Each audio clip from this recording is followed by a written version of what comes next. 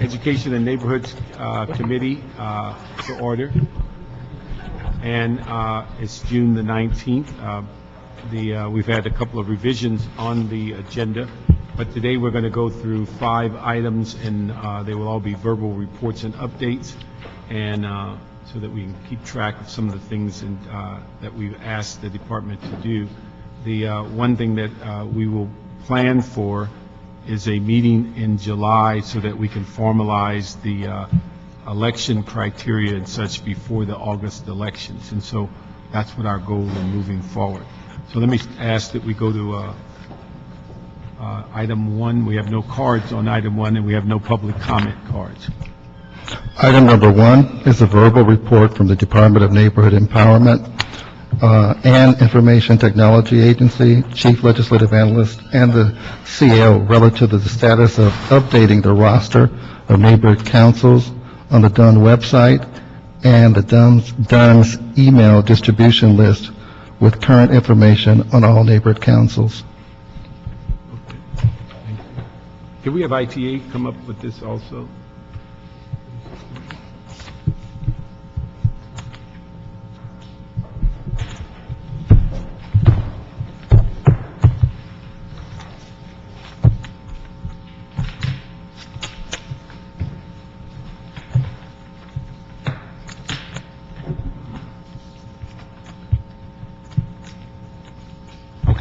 Start on item 1. Mr. Chairman, Paul Smith, CLA. The CLA, CAO, ITA, and DUN folks had a meeting yesterday, essentially to talk about the updating of the roster, website, e-platform, and the other subjects that have been routinely talked about in this committee. 2 things really came out of that meeting. One was non-technical. It was just the process by which DUN retrieves information from the various NCs, such as the roster, receives that, and then applies it to the website. One of the problems expressed to us from DUN was the difficulty DUN has in receiving accurate, complete information from the various NCs as to who the officers were and the information they're seeking about a common, maybe identifiers, name, and maybe a contact, an email address. They have essentially a process problem in retrieving that in an orderly fashion, and that can be utilized in a way that provides consistent information, at least about the roster. Mm-hmm. ITA did say that they could assist them in maybe if they get the information, an accurate information from the NCs, the ITA could assist them in moving that onto their existing website. Was the generous offers by ITA. And secondly, there's the technical side of it, the age and the type of language and the ability to maintain their existing website. And ITA was useful in explaining that there is a process where small departments can become a client of the ITA, and that they would use their standard Oracle website and website hosting software to assist them in building a website for DUN. That will take about 9 months to do, and then another couple months to implement. So it's about a year away, but they're on the queue on getting that service from ITA. That website that they do develop can have a link to whatever e-platform that would be developed by DUN for monitoring, tracking, and auditing and accounting purposes of the monies that are given to them through the Empowerment Fund. Mm-hmm. With respect to that e-platform, we were advised that if this is a customized product, then it would have to go to RFP. They have been, has been working with a vendor called Sales Force, who has done some considerable work in this effort to develop a web-based e-platform system. Prior to that, they utilized a consultant through ITA to develop the specifications for that system. If that system goes if they go forward with an e-platform, customer service-based software, they would probably have to go out to RFP, in that if it was just strictly a pull down of a piece of software, that'd be one thing, but this is software plus service and customization, and in doing that effort would require an RFP. Let me ask you, and remind me, what specifically are we going after on the Sales Force RFP? What are they going to do that's different than what we have I'll now? tell you what I know. For a long time, we have been looking for a mechanism to help the department and the NCs to know in real time what the status is of their funds provided by the city through the Empowerment Fund. It is really crucial that both the department and the NCs have real-time information about demand warrants and the P-card expenditures. So as they move through time, they can see where they are, what they have expended, what's in the queue, and where they are. That's not currently available, this real-time data. Part of this would be a look into the FMS system, have a way of extracting information from that, providing it in a manner that would be of benefit both to the treasurers, the presidents, and to the staff of Dunn. It's been a long time problem that there is just not this current data available as to how that expenditure program is flowing through time throughout the fiscal year. Let me just ask a couple of questions then, because, and I think that e-platform may be a little more complicated than what our original request was. I thought what we were trying to do initially was to clean up the existing web page so that we could end up with two things. One, accurate information as to who the office holders were, and looking at whether there is a universal email that can be given to each neighborhood council so that all information can be directed to that email, not individuals on the board, but each neighborhood council. With respect to developing a new city standard website, ITA will assist them in doing so, putting it together for them, and it will be a website that will be maintained by ITA. Okay. And secondly, on your information, your request for a universal contact email address, I think yesterday's conversation was that we cannot use the lacity.org because the individual members are not part of the city. No, I wasn't looking for individual members. I was looking at the 95 neighborhood councils would be basically a point of contact that information could be sent, and it's up to them to go through their inbox and sort it amongst their members. I think ITA can explain more the difficulties in doing that, and maybe initially I think we were talking about maybe a larger number, but if we're only looking at 95, maybe that's a different scale that we can work with. I never had an intent of saying that every member of a neighborhood council would get an email. I mean, that may be something that they may do individually. I'm just trying to figure out how we can communicate directly with the neighborhood councils, because the message we hear a great deal is that they're left behind as to notifications and things of that nature. So I'm just looking to see, can we do something so that the neighborhood council gets notified and allow their board to sort through the material. Beverly Dembo from ITA.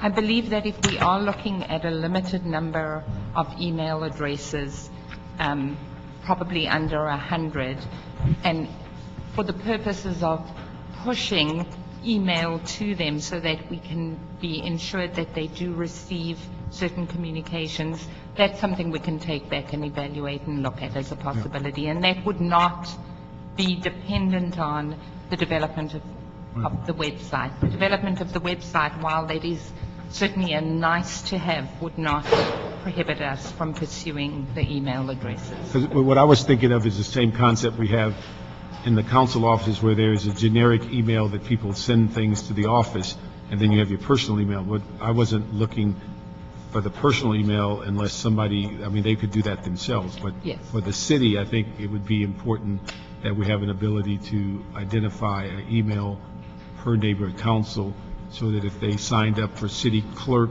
kinds of notifications, if they signed up for whatever and made it public, anyone could communicate directly to them, and it would be somewhat of a mailbox for the organization. Right, and we can look into that. That changes the requirement, and we can look into that. So that's something that's within our purview, that we don't need to add or go out to RFP or anything like that. That could be done. That's correct. That would be outside of the website initiative or the e-platform. We could look at that as a separate issue. And the other thing would be, is there an ability, if you did something in that regard, to have the identity of their, or some portion of their name as part of that city email? The name of the council? Yes. I do believe that would be possible, yes. All right, and so therefore we can... Not of an individual, but of the council. Of the council, Yes. and again... That's on the technical end. Yeah. For them to, for Dunn to receive the appropriate information is another Oh, yeah. hurdle that they would have to. No, I want to, deal yeah, with. because I think, so we can get to that as to the email, so you're going to look at that. Right, as to pushing out information, I think that limited requirement we could look at, yeah. The second thing, on the issue of the web page being updated to where we know who the officers are, we know the phone number if they have a office, and we add that generic email for communication, what's the delay or hang up on that? Interestingly enough, although there may be a view of that information on the website, I'm not clear on that, the information is actually held separately from the website in a database. And my understanding of the issues that they've had in the past has been process issues where members of the neighborhood council would be unwilling to share information and would delete information that had previously been entered into the database. So I think that setting up an email for each neighborhood council and being able to display what that email is might be possible. As far as managing the data, I think the process needs to precede anything else we do. Okay. Some agreement between the councils and Dunn as to what the information will be, who will update it. Yeah, into but the that was database. another thing that was discussed, is whether we could decentralize the updating. And what I'm looking for is that we have, if somebody's an officer, I'm not looking that every member of the neighborhood council be listed, but the officers, those that were duly elected, that their names and a phone number for the office that they may be renting, and also the generic email be a part of who the officers are for the neighborhood council. Now, is that something that could be decentralized to where if there are changes that it could be updated by the neighborhood council? I think Dunn can speak better to that, because in the past, the neighborhood councils did have that ability, and my understanding was that Dunn would put in the information, and the neighborhood councils would go in behind Dunn and delete it, because they didn't want the information. Now, was that, what type of information? Were we putting their personal phone numbers or emails, or what were we putting when there was this privacy issue? Well, this goes back to about 2 years when the city clerk administered elections. That's when they collected all this information on contacts and personal phone numbers. That's what was posted on the website. We followed soon thereafter with a program that allowed neighborhood councils to self-update their roster. That's when we had the problems of people saying, I never authorized the city to publicize my personal contact information. I agree. I think the issue is that we need, and again, if you're going to accept the office that you were elected to and accept the stipend the city gives you, at minimum, it would appear we'd be able to put the officers' names and the phone number of the office the city is paying rent for on that webpage, and the generic email that the city provides. That would appear to be basic. I would not believe we'd want to put people's home numbers Right. or their personal emails on there.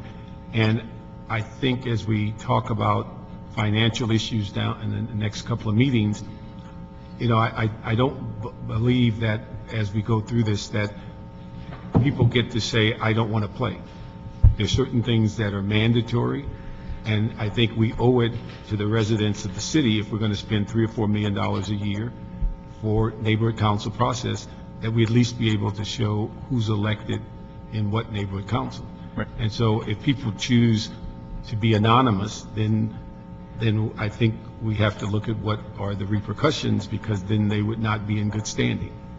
I would agree with that, Mr. Chair. But I would also advise you on the practical aspects of communications between the city and neighborhood councils. I know that's been a concern of yours.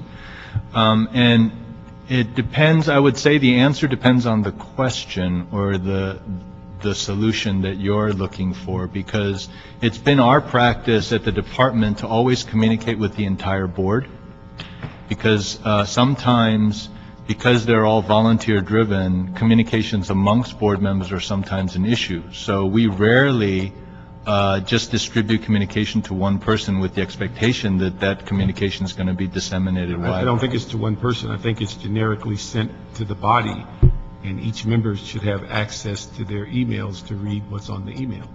So we're not asking one person to distribute, we're sending it to their mailbox. To a generic mailbox that multiple people can Yeah. read. See, I don't think I we see. could tailor-make all these processes for 95 different groups and 1,800 people that may have a personal whim as to what they'd like to receive and see. I think our goal is to get the information out and allow them to be adults and share it, but not to just one person.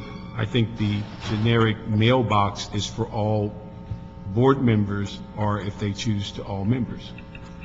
Right, and what I was trying to clarify is what your purpose in terms of making sure that there's a clear channel of communication between the city That's right. and the neighborhood council.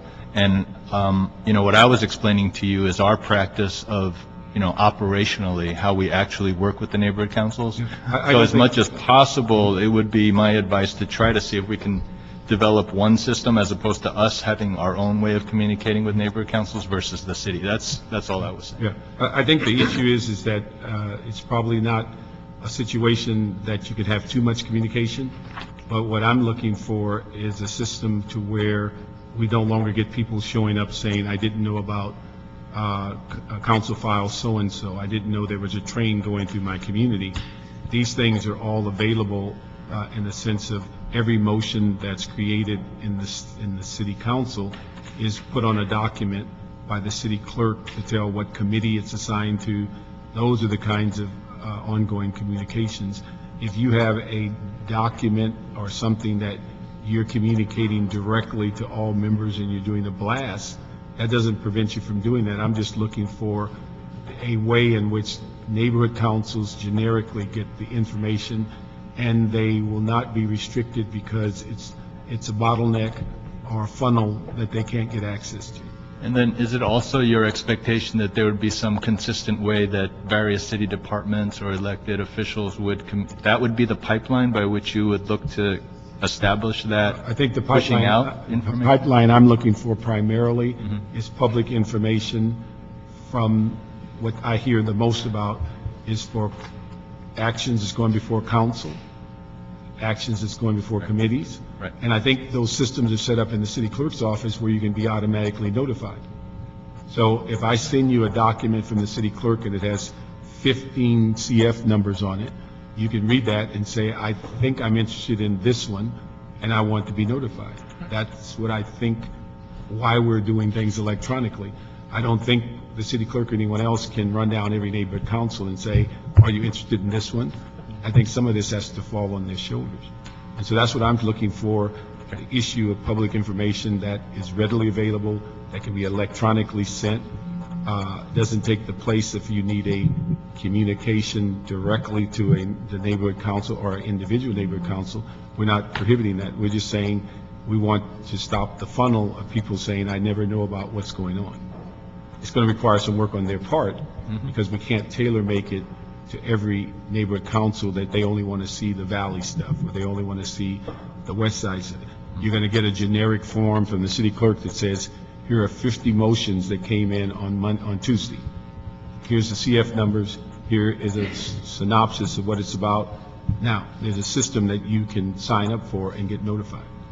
I think that would be helpful to the neighborhood council. So that's what we'd like to do. And again, hopefully in doing that, we can, and again, and I think it would be mandatory if you're elected for office that the office holders have to be on the webpage so that people can know who the officers are. I don't believe that violates their privacy by putting their name and the phone number of the office that this neighborhood council rents and the generic email that can be communicated.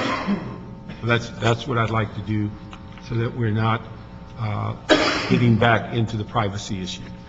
And if somebody chooses to make the world aware of their home phone number and their email, they can do that. Yep, that common address for the board itself, I think would efficiently make that communication process work much better, and overcome the Dunn's problem of someone on the board singling out the, siloing the information and not allowing it. If everybody had access to that address, all board members, they could just access it. Everybody will have the same information as it's being released. I'm not sure you're aware, but the planning department does have a consistent way of sending out developer variance requests. So each neighborhood council, whenever a developer submits a variance request to the planning department, they'll automatically send out a package to the neighborhood council. So that is working pretty well. Yeah. And so land use contacts for the neighborhood council. They do that through an email process? No, that's physical. Oh, they send a physical document.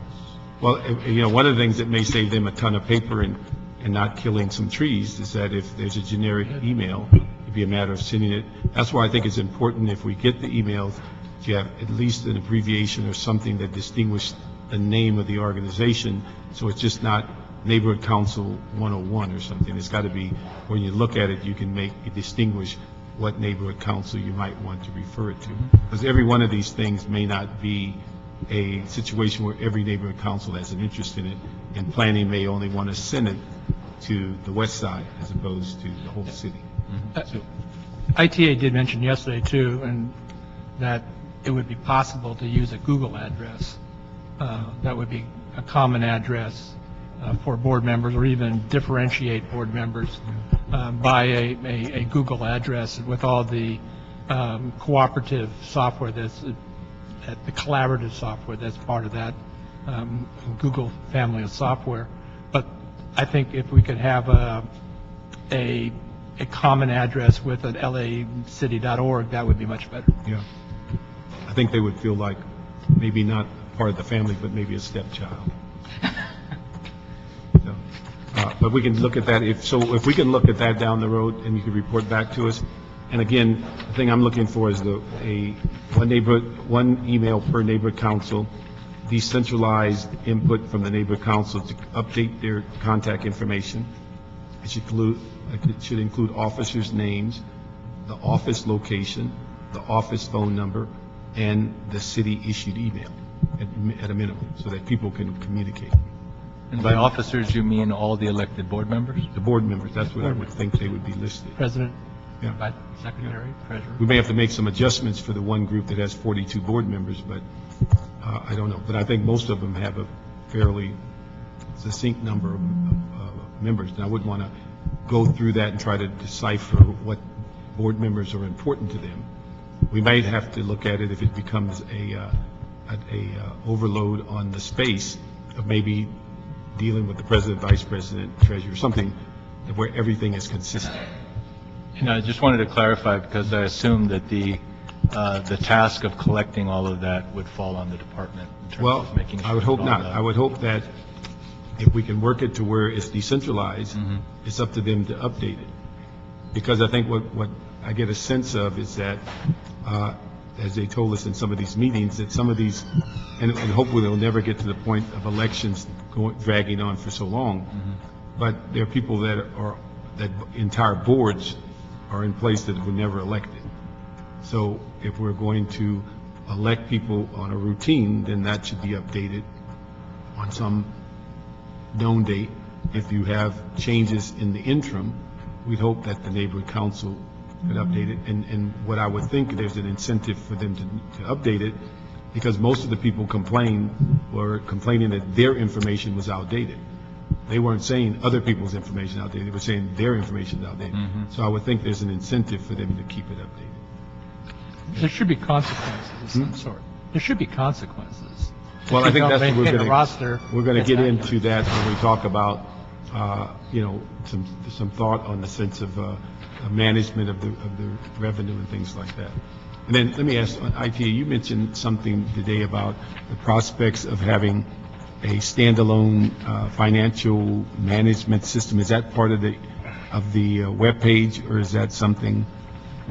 Well, I know that Dunn has been looking into acquiring a financial management system to manage the budget and the expenditures for the neighborhood council at a very detailed level, which would need to happen outside of FMS, because FMS doesn't deal with the budgeting at that level. The link to that e-platform could go on to, most likely, I don't want to speak because for sure, but most likely the link to that could go on the existing website, and in the future onto the new website that we put in place. So I think dealing with that as kind of a separate issue is appropriate. Yeah. And I would hope that that's something that we don't have to wait a year to get done, because this thing has been going on for 10 years and we're still saying we can't track 40,000, 50,000 per neighborhood council. I would hope that we'd be able to get some form of a simplistic financial program that everybody has to use, produces the same type of spreadsheets, can be compared with each other, and things like that. I know that Dunn has been taking the lead on that and has been looking at some alternatives. So ITA has certainly been involved from a perspective of giving feedback and reviewing the information that they've put together, but at this point, I don't know exactly where they are on that. And see, and I think, it's just maybe I don't have a clear understanding, but I think if you try to push this several $1 million into FMIS, I don't know if you'd ever get there. I think that thing seems to be so complicated that this Right. would be too small for even a subsystem. Yeah, there is some confusion, at least on my part, how that Salesforce would extract certain information and apply it to the website for you as useful information, not only to Dunn but to the NCs. So there's continuing conversation. Maybe even At some point, Mr. Chair, if you would like to agendize this, we could walk through the system design that we had configured in more detail so that you could better understand how this would basically be a module that doesn't directly link to FMS on an automatic basis. This is the but it's- e-platform? This is the e-platform. What I'd like to do is schedule that, but I'd like, when we schedule it, that both, or all three, the CAO, the CLA, and ITA has done some evaluation of it, so we get a comprehensive view of it before we, I would not like to have disputes at the table as to what it does or doesn't do. So the people we have to rely on is ITA, the CAO, CLA, and the department to tell us what that system can do. And the thing I'm most concerned with is that we say we have $120,000 available. Is that a starting price? Is that an ongoing price? Is that something that every year we're going to have to fight the budget to keep it updated? Is it so standalone that it crashes and we have to start all over? All those things that we have about systems that are, is it so proprietary that only 3 people know the language? I mean, that's all the things we have done in the past. We just would not like to say it cost 120 and then find out that was the starter kit. And then it's really $300,000 or $400,000, and then every 5 years you got to renew it. Right. We need to know all of that and what the licensing is, and is it an internal program, is it an external program? Because we've just been burned too many times. And Councilman, I anticipate going through the RFP process to answer a lot of those questions. I just want to clarify a misperception that some folks may have. I'm agnostic on the vendor at this point. Really what we have to focus on is what are the key functions that we need a system to do. And then the RFP process will identify who are the best possible vendors. So that's where the department is at currently. But I think that's, you hit the, I think the major weakness, I think, in our city system is we can't ever quite agree on what we want it to do, but we certainly know it doesn't do it once we buy it. And so the key is that's where we need the department, ITA, CAO, and CLA to talk about what do we want it to do. And then when we put it in RFP, then everybody kind of knows what they're bidding on, because we've seen too many systems that we have bid money on, and when it was over, it said it didn't do what we wanted. You said you never told us what you wanted. So that's what we need. Right. So if we can get that together. Mr. Chairman, we understand that there is an estimate, or at least a preliminary estimate on the modules that that either Salesforce had put together, and we have some of the information from the department, so it would be helpful for us to get copies of those estimates or for each of the pieces that would assist us in our analysis. Let me just do a couple of things on item 1.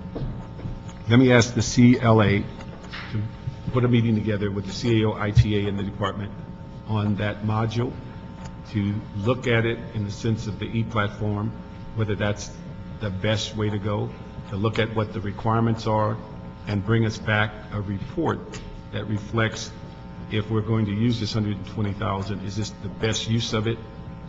Whether this is the initial cost, the full cost, is there an annual cost? Do people come with it? Or is it a system that you can implement without people? So these are all the things we need to know so that we know that it's 120,000 versus $1 million. Okay?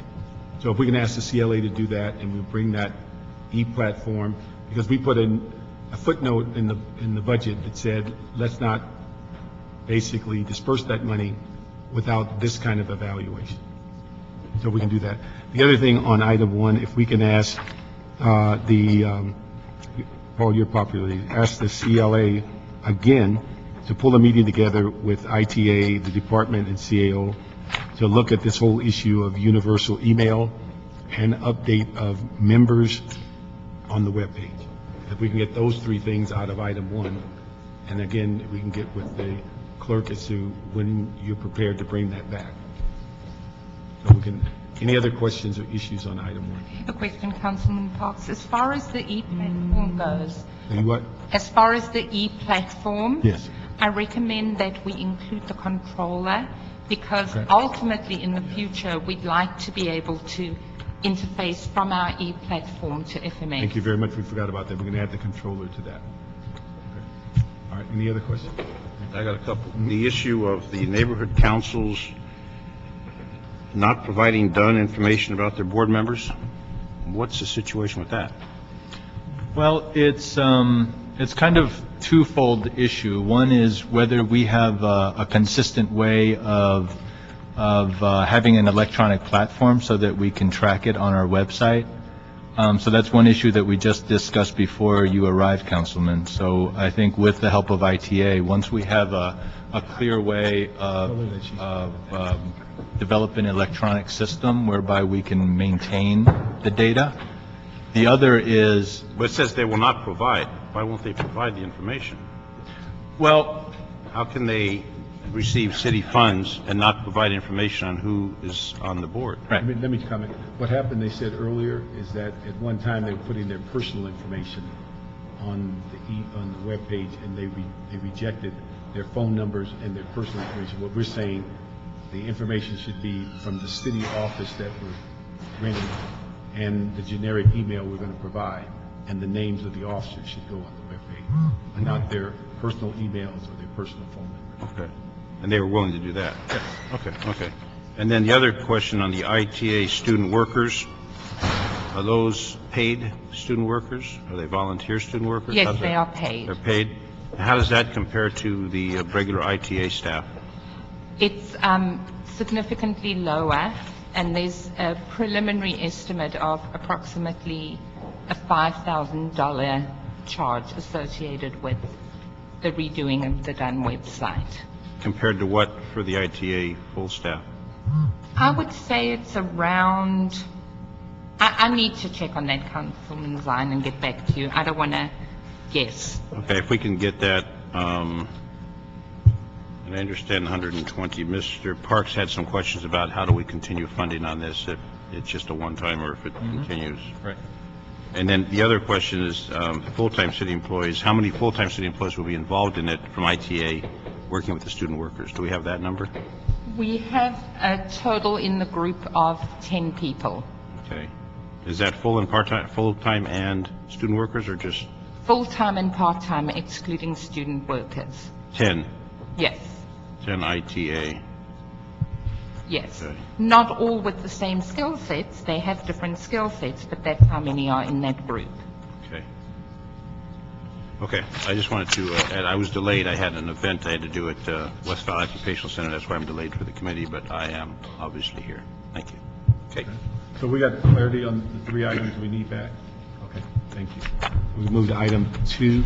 We have a couple of cards while we're telling us what 2 is. We'll call up the card. Item number 2 is a verbal status report from the CLA and the CEO relative to determination of an appropriate dollar amount for each neighborhood council to contribute toward conducting the 2012 neighborhood council elections. Okay. Mr. Glenn Bailey and also Nina Royal. And Mr. Bailey, before you ask me, if we don't answer all your questions, we'll have you come back up. All right? Thank you, Mr. Chairman, Council Members Zine. Glenn Bailey, I am a board member of the Encino Neighborhood Council, speaking as an individual.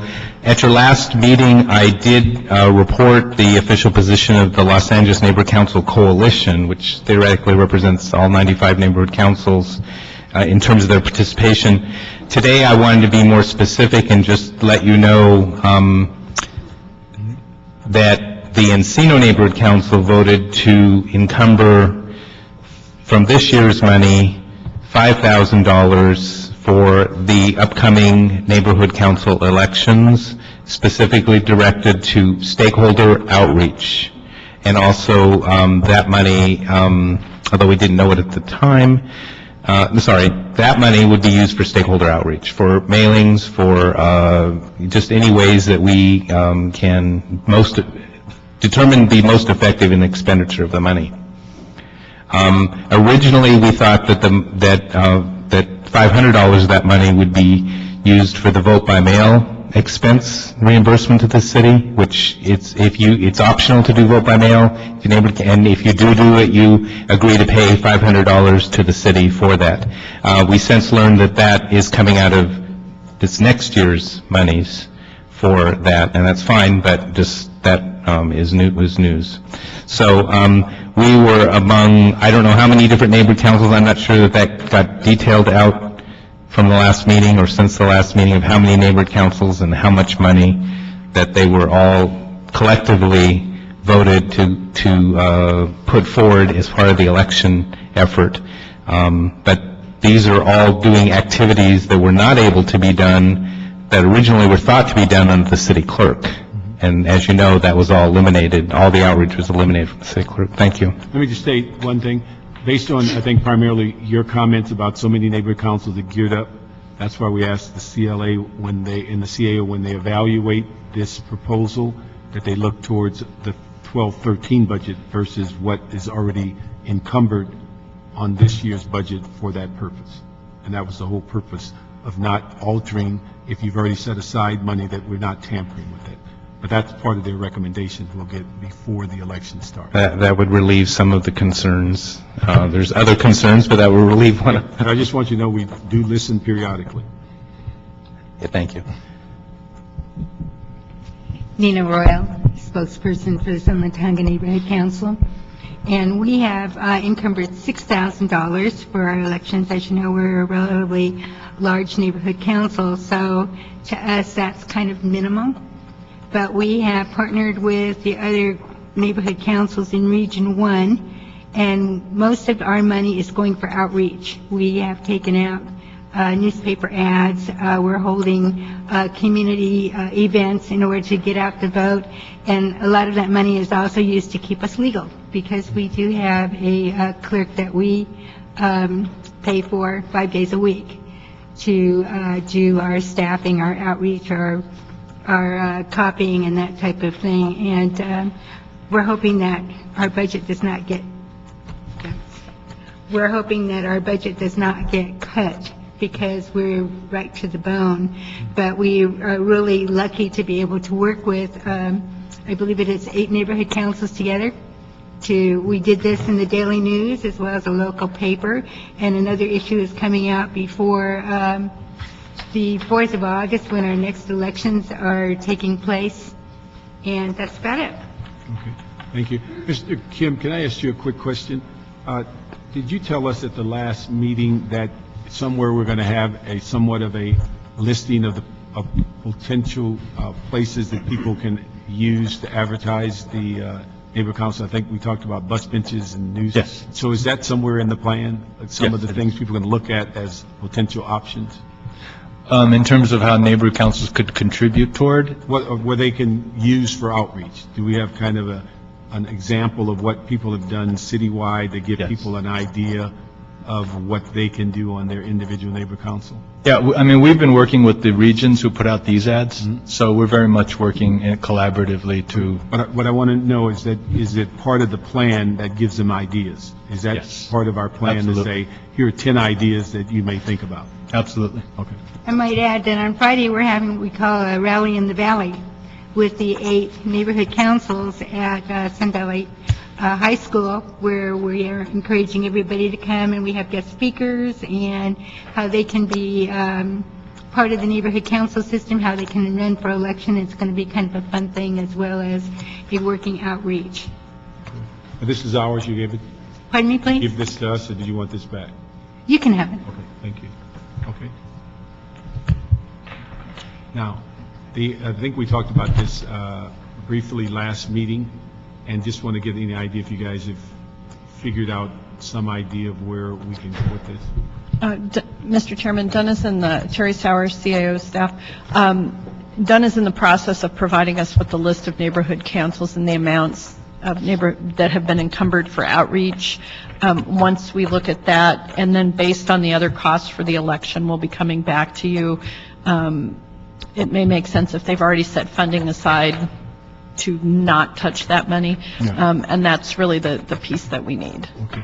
And the thing is that we intend to have a meeting before the election starts so that we can basically agree or at least submit to the council what the recommendations are. Correct, and we understand, you know, your take on this in terms of having it not necessarily the whole election, but a dollar amount or a contribution. So as soon as we get that information from the department on the... Let me just reemphasize a couple of things, is that, again, we want to make sure if we can have the clerk schedule this item before the August election, so we'd have a meeting sometime after our recess in July. And then that we ask the CAO and CLA to make some differentiation between selections and elections so that there is just not across-the-board cost, and that we concentrate on the 12-13 budget versus what's already been encumbered on 11-12.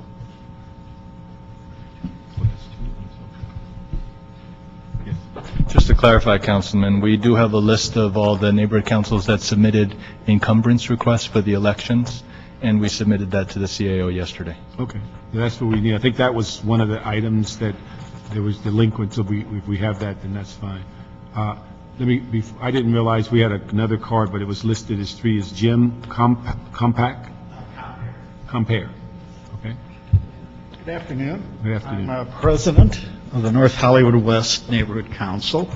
We just got formed a year ago, and when we were certified, and in the last year, talking to Dunn, we were told because of when we were our board was certified, we wouldn't have to have elections. May 9th, the city council voted that all neighborhood councils should have an election. And they were told, oh, you can encumber funds from the previous year. Well, we didn't know about this until after the May the 15th, which was the last date we could encumber funds. So we have to go to the 2013 budget, which is less than last year's, to have our election.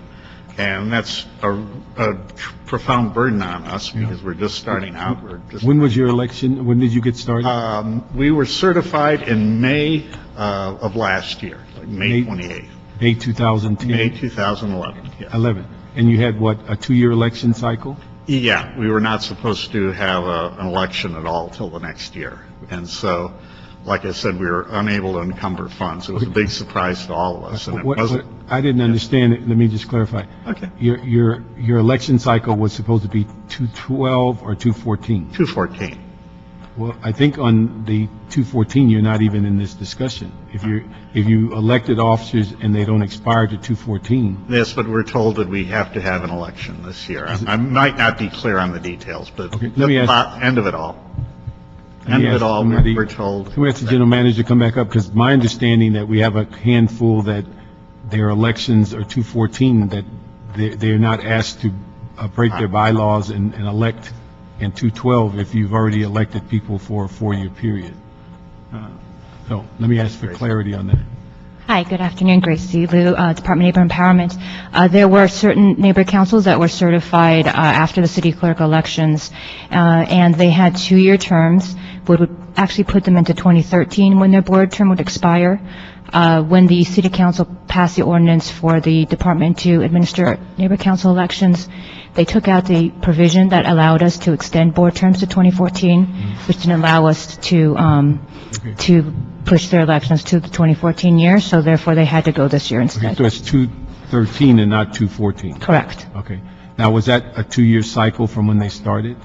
Correct, because they were certified and the board was selected in 2011. So they would have been off cycle? Correct. All right. So we had to get them back on cycle either by having 2014 or 2012, and because we couldn't extend their terms to 2014, they had to go in 2012. Let me ask you, is that an oversight when they elected initially that allowed them to go off cycle as opposed to figuring that we'd have election 212 and 214? It probably was because we were doing a 2014. It would have been because we were doing 2-year, even year election cycles with the city clerk, it probably was an oversight. Okay. Let me ask you, is your neighbor council considered at all because you are just a year old?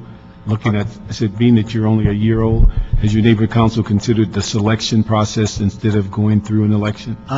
We would probably prefer the selection process. So that's within your purview to do? Okay. All right. Okay, so we'll discuss that with Dunn. One thing I would like to say in general, that our money, any money we have is important to us. And I think one thing that we do as a neighborhood council is we're the face of city government at a local level. And we're not here to simply bother city government. We're also here to help city government and also to manage expectations. At a time like this, it's important not just to complain about the city, but to understand the city and understand what the limits are. And we try to do that in addition to pushing for our interests. So please support the neighborhood council. No, we're supporting them, and all the money you have is important to us, too. Yes, it's important to everybody in this town. Thank you. Thank you. Anything else from the CLCLA? Okay, so we'll have this back July before the election starts. Okay, so let's move to item 3. Item number 3 is the verbal status report from Dunn relative to its implementation expenditure plan to conduct the 2012 neighborhood council elections and expend funds authorized in the department's fiscal year 2012-13 proposed budget for the elections. Okay. Have the general manager up. Let me just say, one of the things in looking at your report, I think you've covered many of the issues that people would have a concern about. All I'd ask you to do before the next meeting is to find a way to incorporate those questions asked by the COCLA, so when we give this out, it's one comprehensive report. So there's not something to where we're giving them your report and then we're giving them the answers to the CAO's questions. So that we have one report that anybody that receives it, and the reason we want to get it approved before the elections, that everyone that gets this could go through it and find everything they ever wanted to ask about the elections is in one document. So just to clarify, would it suffice to add an addendum to the elections manual? Whatever you find the saying most- CAO, CLA questions? I wouldn't want you to tear up the report Yeah. in total, but if there's some way that you can work it out as an addendum or whatever, that you just cover it to where when you hand it out, it's self-contained. Why don't we cover that in our next meeting with the CAO, CLA then? Okay. And the thing is that would be the report you gave us on June the 4th, that in some way get updated or attachments or however is easier, because I would not like you to go through all that work and have to tear up the report and find where to include it. But I think those questions are very relevant that the CAO, CLA ask, and we need to make sure that they're available, because those are the same questions that other people would ask. Okay. Okay. So we will look forward to that final report, and we could ask the clerk when that comes back, if we can find a way to get a placeholder so that we can get it before council before the election start. Yes, Councilmember Richard Williams, City Clerk, we can go ahead and request a placeholder for that item. Okay. So we'll get that date set for the July meeting and then a placeholder. Okay. We'll move on that one. Number 4. Item number 4 is a motion from Kikorian Hahn and Dunn report relative to the Controller's audit of neighborhood council expenditures and the current status of Dunn's implementation of the audit recommendations.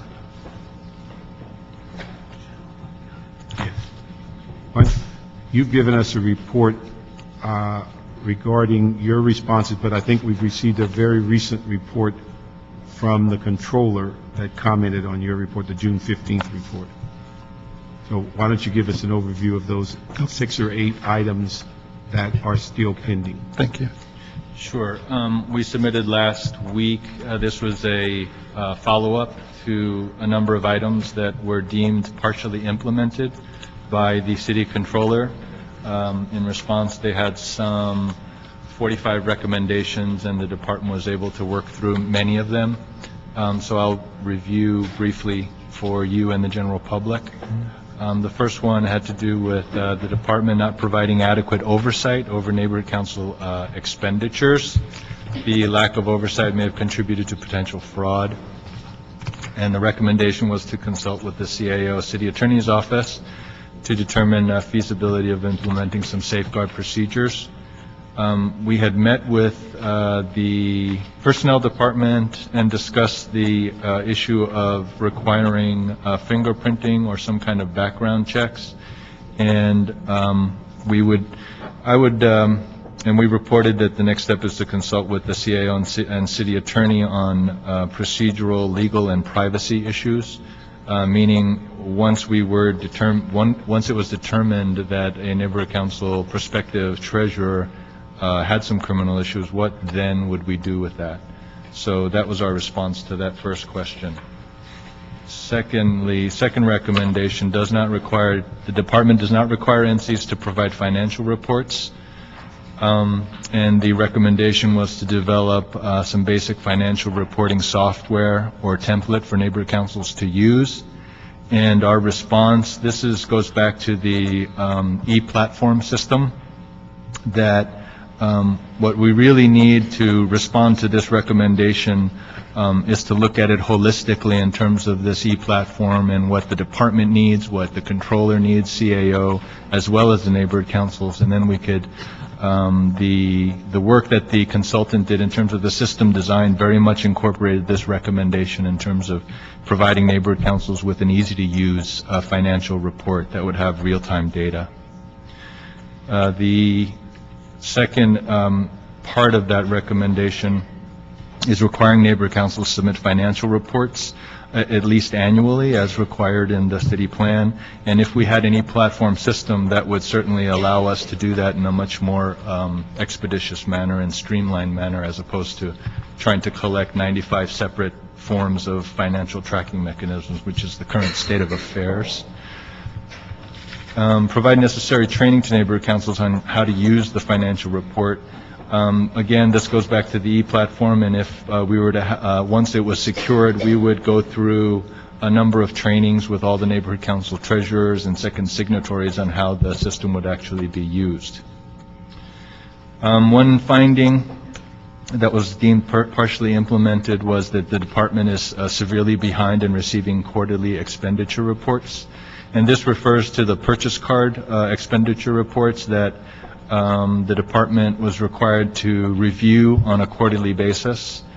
We responded that we met with the controller and received some approval to streamline our review procedures so that we're not having to, because of the staffing issues, we're not having to review all the neighborhood council reports every quarter, but that we could take a sampling risk-based approach, that at least that we would at least audit one neighborhood council at least once per year.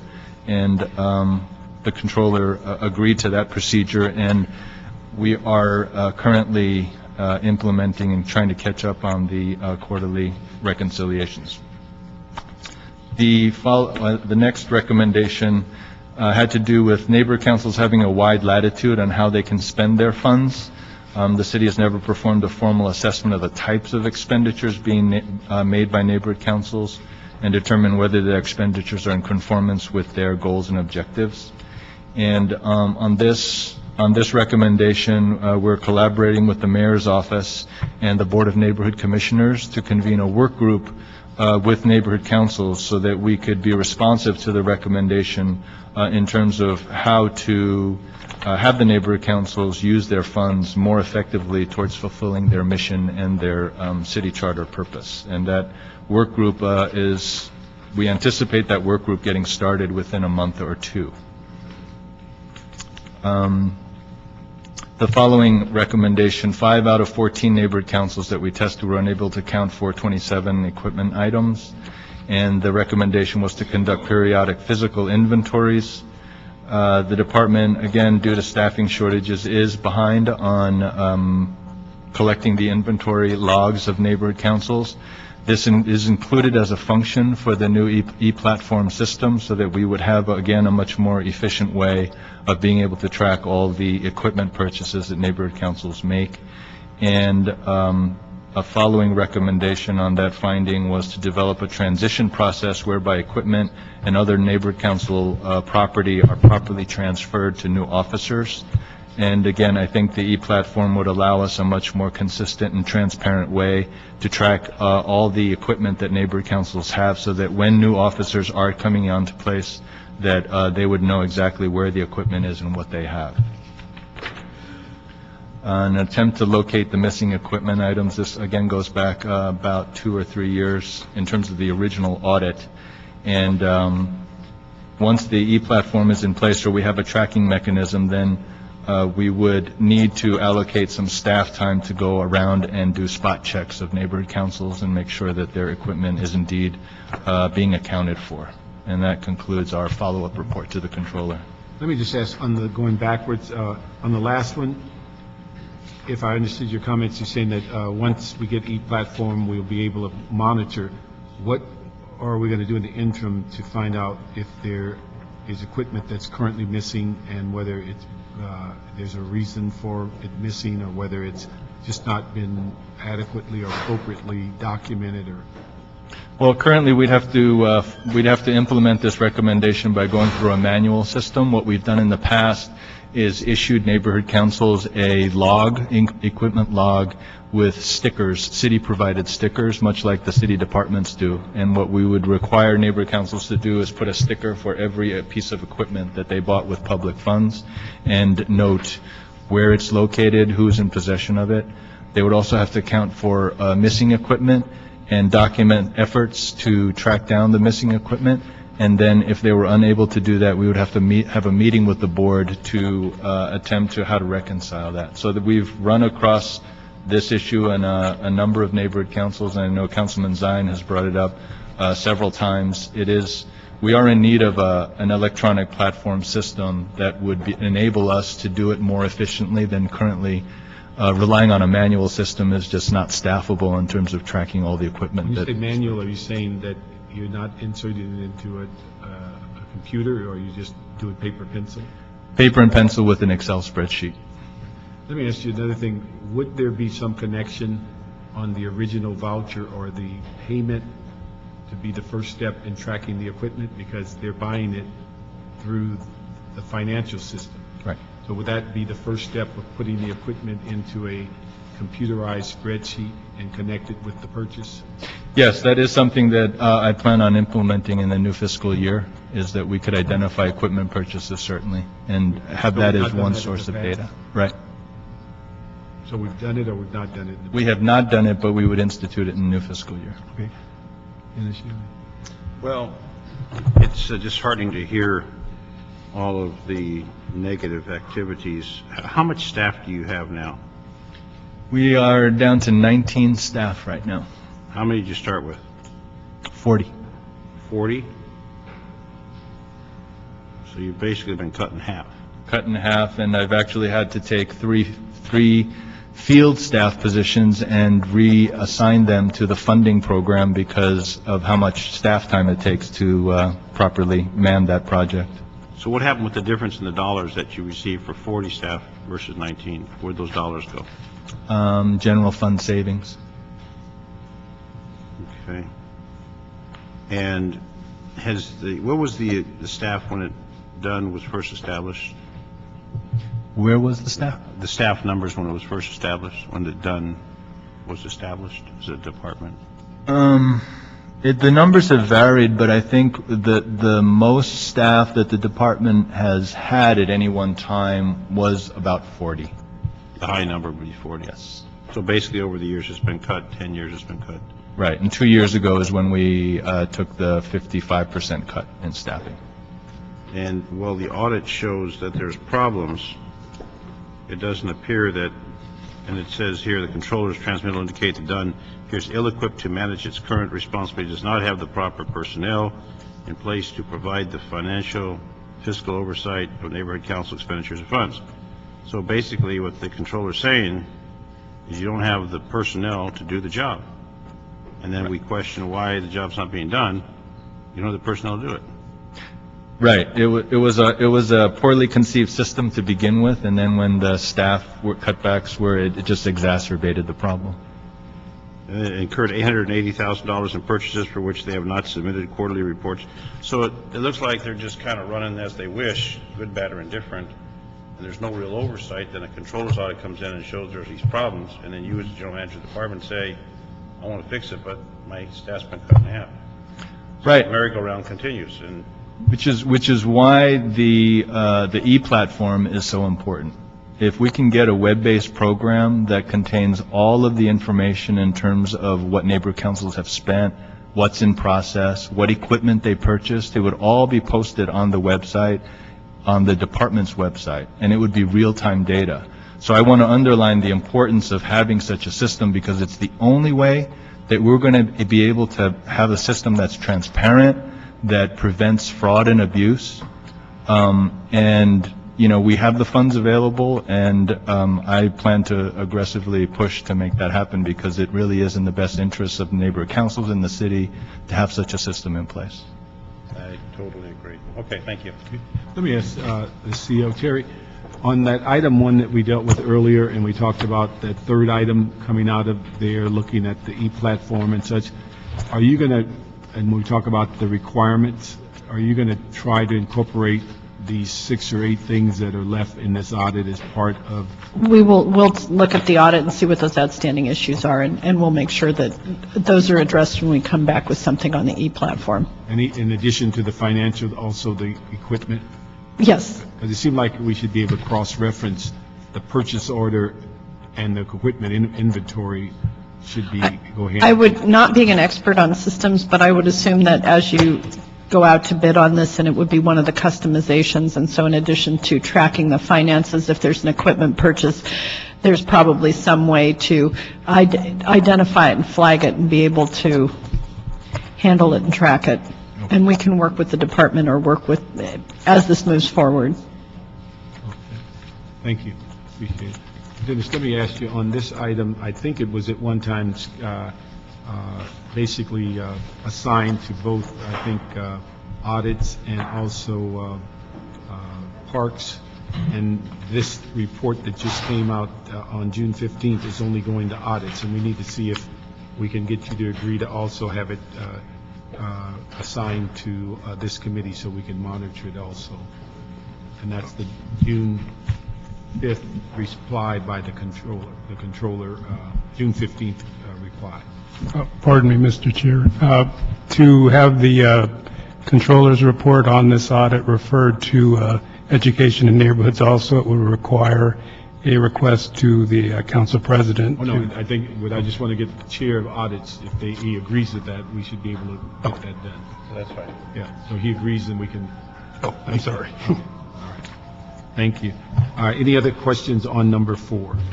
So that will basically hold that for a future meeting. Number 5. Item number 5 is a Dunn report, Dunn, CO, and CLA to report relative to the amount of funding available for neighborhood councils, and a description of the encumbrance process, including projected encumbrance by Dunn for fiscal year 2011 and 12.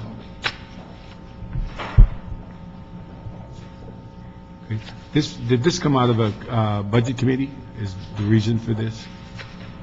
I'm actually not sure of the origin of this agenda item, Councilman. Pardon me, Councilmember, City Clerk.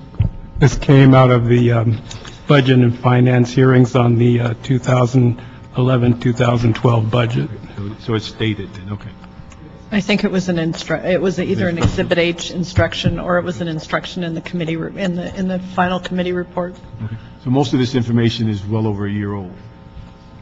Okay. All right. You have anything, Dennis? No. Okay. Thank you very much. We'll note and file that. And then we have one public comment. That's the last item? That's it, sir. Mr. Bailey on public comment.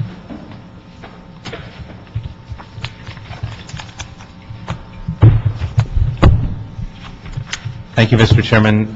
Just a couple comments that may have overlapped some of the earlier discussion. The department has stated in the past that there were consequences for neighborhood councils not following the rules, and I think that should be part of your discussion. So, for example, if a neighborhood council does not file its quarterly audit and doesn't do so for multiple quarterly audits, even if the department isn't reviewing them immediately or reviewing every, 1 out of every 4, it's still a requirement. Mm-hmm. And it seems to me that as long as it's a requirement, if a neighborhood council fails to do that, they shouldn't be getting city money or be able to spend the city money, or there ought to be a hold until they come into compliance.